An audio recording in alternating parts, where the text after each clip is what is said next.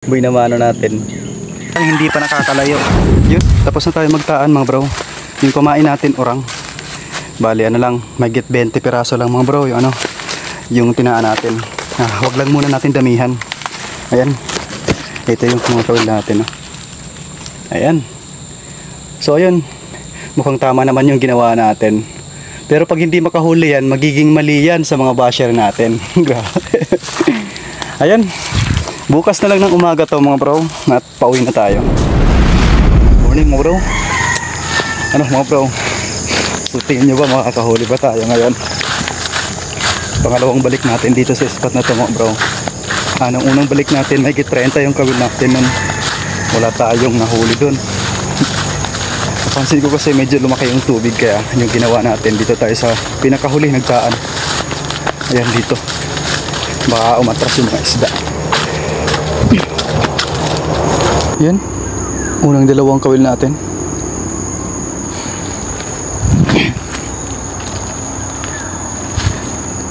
Ito, binatak to mga bro. Ayan. Yung tali niya.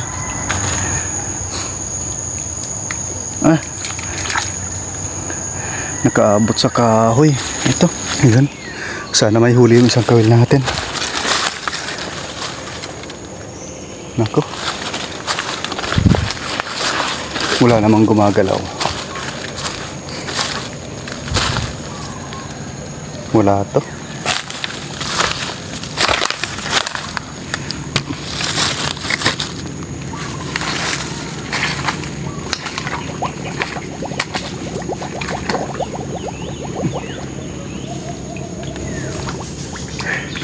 Wala pa tayong buhay na mano. Ito pwede may huli. Natumba na kasi yung ano natin. Yung pinagtalian ng kawil. Ayan o. Natumba na. Buti lang may mga kawayan. Ay, meron. Ayun, igat.